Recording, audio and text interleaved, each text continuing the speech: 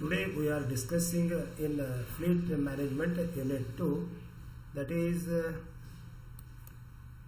administrative setup of a state transport undertaking. ಈಗ ನಾವು administrative setup of state transport undertaking ಬಗ್ಗೆ discussion ಮಾಡ್ತಾ ಇದ್ದೇವೆ. Here road transport administration is divided into 4 categories. ಇಲ್ಲಿ ನಾವು road transportation undertakings ಅನ್ನು 4 ವಿಧವಾಗಿ ಭಾಗಗಳನ್ನಾಗಿ ಮಾಡ್ತೇವೆ. ಒಂದನೇದು that is transport corporations established under road transport act of 1950. Second one, corporations formed under Indian Companies Act of 1956. Next, third one, departmental undertaking. Next, fourth one, corporation run by municipality. Here we are discussing one by one. That is the first one. Under the 1950 Indian Corporation Act, most of the state corporation will enter. Such states are Karnataka, Maharashtra, Madhya Pradesh, Rajasthan, Andhra Pradesh, ಹೀಗೆ ಗುಜರಾತ್, ಹೀಗೆ ಹಲವಾರು ರಾಜ್ಯಗಳು under the 1950 Indian corporation act ಒಳಗಡೆ these transportations are working. Next we are go for second one, that is earlier first one is a 1950 act. Here the corporations formed under the Indian Companies Act of 1956, that is second one. Here the corporations formed under the Indian Companies Act of 1956. Here 8 transport corporations of Tamil Nadu state, Orissa and ITDC comes under this categories. ಈ 1956 Indian Companies Act ಪ್ರಕಾರ 8 transport corporations Tamil Nadu ರಾಜ್ಯದ ಕಾರ್ಪೊರೇಷನ್ಸ್ಗಳು ಮತ್ತು ಒರಿಸ್ಸಾ ರಾಜ್ಯ ಮತ್ತು ITDC company, that is Indian tourism development corporation, ಇವೆಲ್ಲರೂ ಈ company act 1956 ಪ್ರಕಾರ ಕಾರ್ಯನಿರ್ವಹಿಸುತ್ತವೆ. Next departmental undertaking, that is third one. These corporations are completely run by the government like all government departments. Such corporations are found in the state of Punjab, Haryana, Nagaland, Sikkim. This is a third one. Next we go for fourth one, that is municipal undertaking.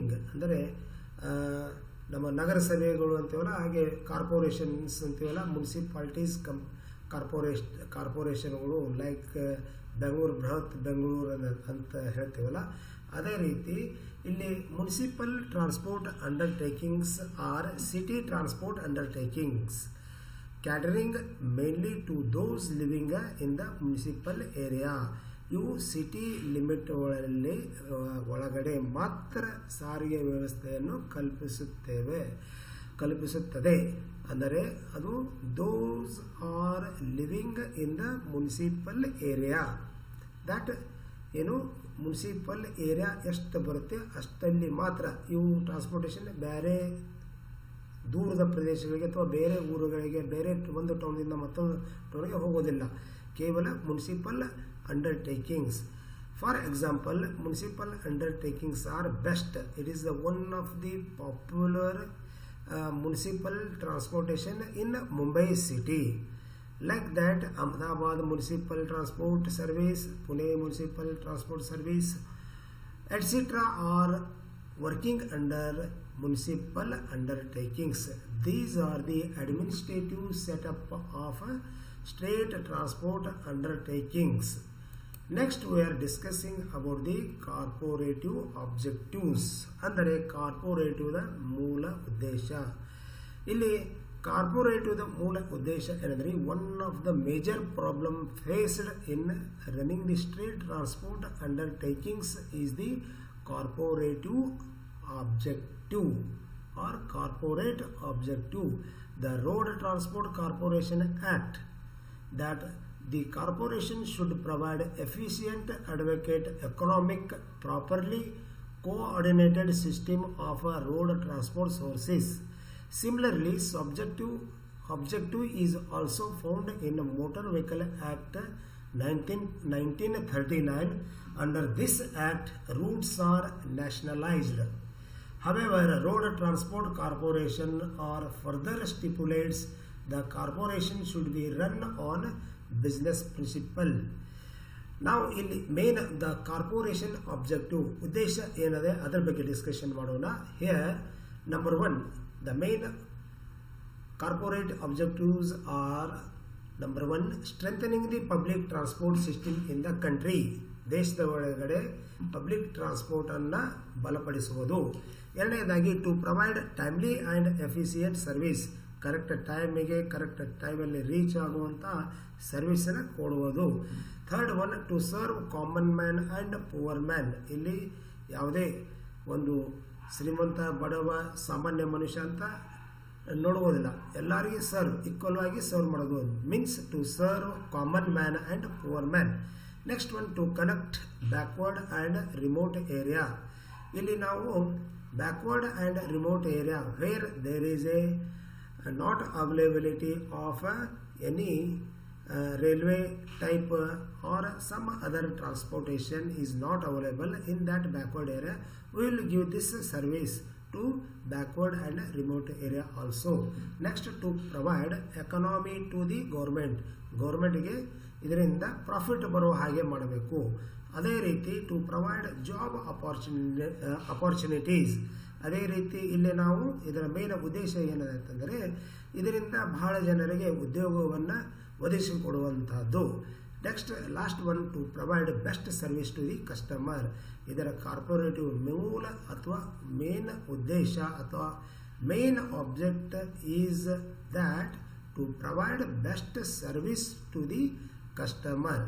This is about the corporate objective. Next we are going for discussing corporate structure. Corporate structure is very important. Here it is an important role in determining the effectiveness of the management and its capacity to achieve speedily its corporate objectives. ಇಲ್ಲಿ ನಾವು ಇದು ಒಂದು important role in determining the corporate structure. ಈ corporate ಸ್ಟ್ರಕ್ಚರ್ದಲ್ಲಿ chairman cum managing director is one of the main person. He is the boss of this one structure. Next, under him a public relation officer will be work. Under him 3 directors are working. In that, number 1, director of technical, director of operation, director of finance. These 3 are very important. There are 5 principal areas of activity in a transport industry. Normally, fleet maintenance, material management, traffic management, personnel management, and financial management. And each will need department head, and they could be designated as a chief mechanical engineer, material manager, traffic manager, personnel manager, and financial manager respectively. Here, director of technical is the key person in the organization. Corporate planner, chief mechanical engineer, and the material manager are headed under the directors of technical. And chief mechanical engineer and material manager will obey the rules and regulations laid by director of technical. Both of the above staff will coordinate the various problems pertaining to engineering standards and quality control, consumption norms, purchase policy, work produces, etc. Here, director of technical will permit the chief mechanical engineer to look after the problems of day-to-day activity. Chief mechanical engineer subordinates will support him in this regard. And the director of operation will attend to long-term planning of operation and their coordination with other models, and leave the traffic manager free to attend to day-to-day traffic management problem. Also, he coordinates the work of a personal manager, chief training officer and chief labor officer. Director of finance will be overall in charge or staff of the finance account and internal audit. This is a structure of a corporate structure. Here now ಈ corporate structure ಪ್ರಕಾರ chairman cum managing director ಅವರು ಈ ಸ್ಟ್ರಕ್ಚರ್ದ main boss ಆಗಿರ್ತಾರೆ. ಅವರ ಕಡೆ public relation officer, ಅವರ ಕೆಳಗಡೆ director of technical, director of operation, director of finance ಅಂತ 3 ಡೈರೆಕ್ಟರ್ಗಳು ಕೆಲಸ ಮಾಡ್ತಾರೆ. Here director of technical is the key person. ಅವರದೇ ಒಂದು ಮೇನ್ ಕೆಲಸ. ಅದರಿಂದಾಗಿ ಈ ಒಂದು ಆರ್ಗನೈಸೇಷನ್ ಆರ್ ಸ್ಟ್ರಕ್ಚರ್ ಚೆನ್ನಾಗಿ ನಡೆಯಬೇಕಂತಂದರೆ ಈ ಡೈರೆಕ್ಟರ್ಸ್ ಆಫ್ ಟೆಕ್ನಿಕಲ್ ಕಡೆಗೆ corporate planner, civil engineer, chief mechanical engineer and material managers ಅಂತ ಹೇಳಿರ್ತಾರೆ. ಇವರ ಕೆಲಸವು ಬಹಳ ಪ್ರಮುಖವಾಗಿರುತ್ತದೆ. ಅದೇ ರೀತಿ ಡೈರೆಕ್ಟರ್ ಆಫ್ ಆಪರೇಷನ್ ಅವರ ಕಡೆ ಒಂದು ಪರ್ಸನಲ್ ಮ್ಯಾನೇಜರ್, ಇನ್ನೊಂದು ಕಡೆ ಟ್ರಾಫಿಕ್ ಮ್ಯಾನೇಜರ್ ಅಂತ ಹೇಳಿರ್ತಾರೆ. ಪರ್ಸನಲ್ ಮ್ಯಾನೇಜರ್ ಅವರು ಏನು ಮಾಡ್ತಾರಪ್ಪ, chief training officer, chief labour officer ಅವರಿಗೆ ಒಂದು ಕೆಲಸವನ್ನು ಅಸೈನ್ ಮಾಡ್ತಾರೆ. ಅದೇ ರೀತಿ traffic manager he is control the total traffic of that structure. Avarge he is look after day to day's traffic activities. Next, last one we are going to discuss about the director of finance. It is also very important in finance matter. ಈ director of finance ದಿಂದೆ ನಮ್ಮ ಈ corporate ಸ್ಟ್ರಕ್ಚರ್ಗೆ ಒಳ್ಳೆ ಆದಾಯ ಬರಲಿಕ್ಕೆ ಸಾಧ್ಯ. Because of him he is a good decision maker, and under him there is a finance manager, cost accountant, internal auditor working together. This is one of the corporate structure. It is an important role in determining the effectiveness of the management and its capacity to achieve speedily in corporate structure. ಇಲ್ಲಿ chairman cum managing director, director of technical, director of operation, director of finance ಇವ್ರದೇ main ಕೆಲಸ ಇರ್ತದೆ.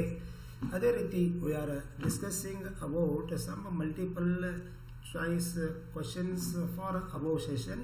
ಇನ್ that number 1 that is organization establishes relationship between, in that A, people, work and resources, B, customer, work and resources, C, people, work and management, D, customer, work and management.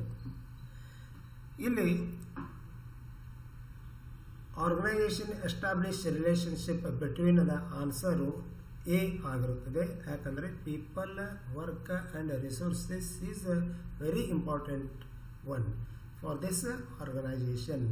Second one, the traffic manager works under. The traffic manager works under number A, director of technical, B, director of operation, C, director of finance, D, none of the above. ಈ traffic manager works under ಈಗಾಗಲೇ ನಾವು discussion ಮಾಡಿದ ಪ್ರಕಾರ ಈ traffic manager compulsory director of operation ಕೆಳಗಡೆ ಕೆಲಸ ಮಾಡೋದ್ರಿಂದ the traffic manager works under answer B, that is director of operation. ಅದೇ ರೀತಿ third one, the key person in the organisation. Main this organisation structure ಒಳಗೆ main key person ಯಾರಪ್ಪ ಅಂತಂದರೆ number 1 director of technical, director of operation, director of finance and none of the above. Here the answer is A, that is director of technical is the key person in the organization. Next we are discussing some assignment question, that is number 1, state the administrative setup of state transport undertakings. ಈ question ನಾವು already discussion ಮಾಡಿದಾಗ there are basically 4 categories or in the administrative setup of state transport undertakings. ಇದು ಎಕ್ಸಾಮ್ನಲ್ಲಿ 5 marks question ಕೇಳ್ತಾನೆ. ಇದನ್ನು ನಾವು as already discussing about this administrative setup of a state transport undertaking, they are 4 categories ಅಂತ ಹೇಳಿ ಬರೆದು ಅದರ ಬಗ್ಗೆ ಸಿಂಪಲ್ ಆಗಿ ಎಕ್ಸ್ಪ್ಲನೇಷನ್ ಮಾಡಿದರೆ ಸಾಕು. ಅದೇ ರೀತಿ go for a second question, list the corporative objectives. This is also the 5 marks question. You have to write minimum 5 to 8 answers in the 1, 2, 3, 4 like minimum 5 to 8 answer will be have to given. That is list the corporative objectives, means the corporate the main ಉದ್ದೇಶ ಏನು ಆಗಿರುತ್ತದೆ ಅನ್ನೋದೇ ಇದರ question. As we are discussing about in above class, the minimum we are giving 8 answer for that. This is also asked for the 5 question, and the last one, that is write a note on corporative structure. It will be asked for 10 marks, and sometime it will be asked for 5 marks. You have to write the corporative structure line diagram. That is line diagram, main actually main heading corporate structure. Under that managing cum director is the main person of this activity or structure, and here this is one public relation officer. Under him there is a 3 main directors, one director of technical, director of operation, director of finance is there. Like that ಅವ್ರ ಕೆಳಗಡೆ ಯಾರ್ಯಾರು ಬರ್ತಾರೆ ಅನ್ನೋದು ವಿವರವಾಗಿ ತಿಳಿಸಿಕೊಡಬೇಕಾಗಿ ಇರುತ್ತದೆ.